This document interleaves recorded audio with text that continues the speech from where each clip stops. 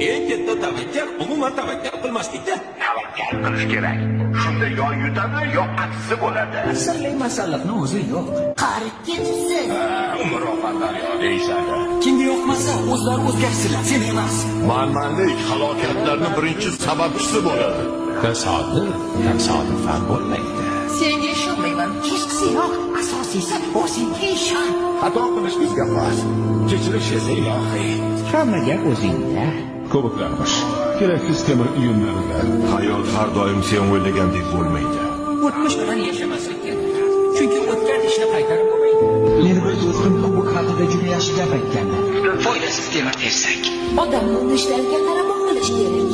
Hozirgi qaroring sening ayni damda kim bo'lishingni belgilab beradi.